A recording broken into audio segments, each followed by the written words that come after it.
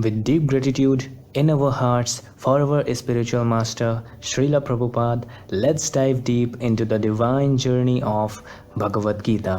तो read long study long daily series का आज डे 51 है और शुरू करने से पहले हम लोग राधा कृष्ण जी को याद कर लेते हैं। जय श्री राधे कृष्णा। वृंदावन के राधा कृष्ण जी के दर्शन कर लेते हैं।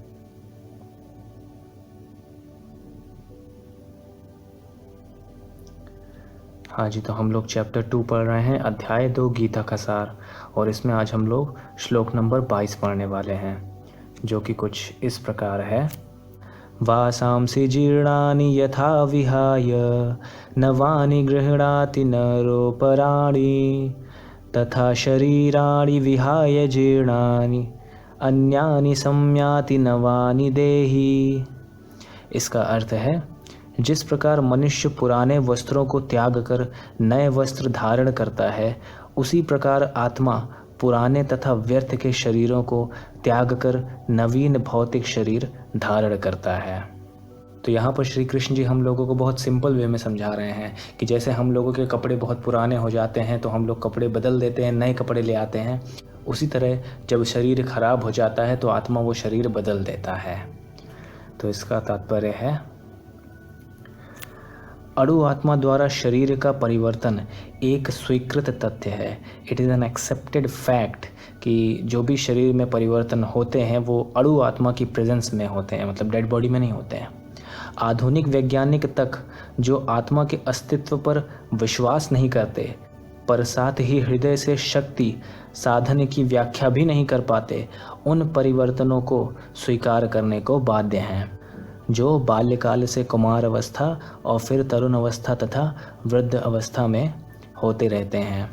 वृद्धावस्था से यही परिवर्तन दूसरे शरीर में स्थानांतरित हो जाता है। इसकी व्याख्या एक पिछले श्लोक में 2.13 की जा चुकी है, जो कि हम लोग पढ़ चुके हैं।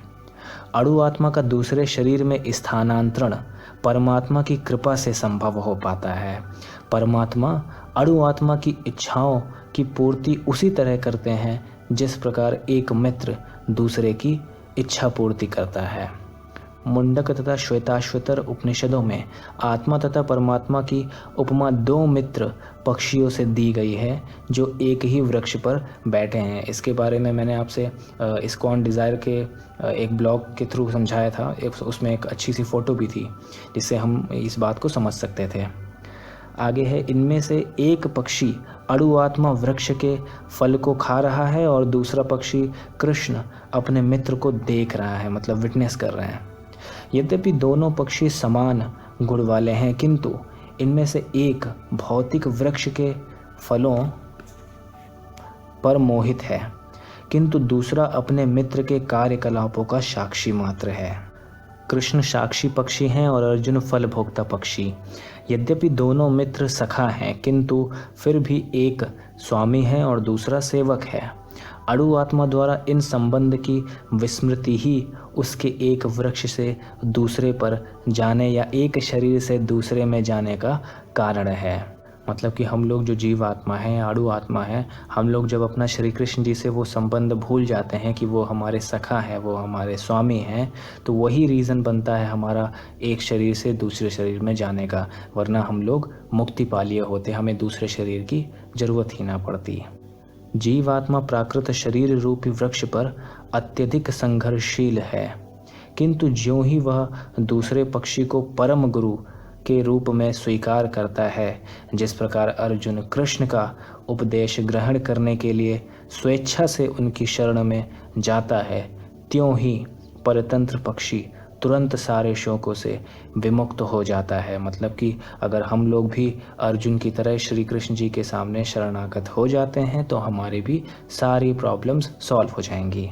मुंडक उपनिषद 3.1.2 तथा श्वेताश्वतर उपनिषद 4.7 समान रूप से इसकी पुष्टि करते हैं। समाने वृक्षे पुरुषो निमाग्नो नीश्य शोचति मुह्यमानः जुष्टम यदा पश्यत्य अन्यमेषम अस्य महिमानम इति वीत शोकः। इसका अर्थ है, यद्यपि दोनों पक्षी एक ही वृक्ष पर बैठे हैं, किंतु फल खाने वाला पक्षी वृक्ष के फल के भोक्ता रूप में चिंता तथा विषाद में निमग्न है। यदि किसी तरह वह अपने मित्र भगवान की ओर उन्मुख होता है, मतलब भगवान की तरफ अपना फोकस लेकर के जाता है और उनकी महिमा को जान लेता है, तो वह कष्ट भोगने वाला पक्षी तुरंत समस्त चिंताओं से मुक्त हो जाता है। अब अर्जुन ने अपना मुख अपने शाश्वत मित्र कृष्ण की ओर फेरा है, मतलब अब अर्जुन ने अपना फोकस श्री कृष्ण जी के ऊपर रखा है और उनसे भगवद गीता समझ रहा है। इस प्रकार वह कृष्ण से श्रवण करके भगवान की परम महिमा को समझकर शोक से मुक्त हो सकता है। यहाँ भगवान ने अर्जुन को उपदेश दिया है कि वह अपने पितामह तथा गुरु के देहांतरण पर शोक प्रकट ना करे, अपितु उसे इस धर्म युद्ध में उनके शरीरों का वध करने से प्रसन्न होना चाहिए। अब यहाँ पर आपके जो डाउट्स आएंगे वो आपके डाउट्स पहले ही क्लियर हो चुके हैं, हम लोग पहले ही पढ़ चुके हैं कि वॉयलेंस को कैसे जस्टिफाई करते हैं, कब वॉयलेंस करना चाहिए कब नहीं करना चाहिए। ठीक है, तो अब डाउट्स मेरे हिसाब से आपके नहीं रहने चाहिए, जिससे वे सब विभिन्न शारीरिक कर्म फलों से तुरंत मुक्त हो जाएं। बलि वेदी पर यह धर्म युद्ध में प्राणों को अर्पित करने वाला व्यक्ति तुरंत शारीरिक पापों से मुक्त हो जाता है और उच्च लोक को प्राप्त होता है। अतः अर्जुन का शोक करना युक्त संगत नहीं है।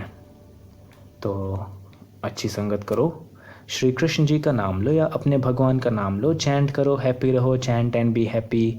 हरे कृष्णा। Thank you.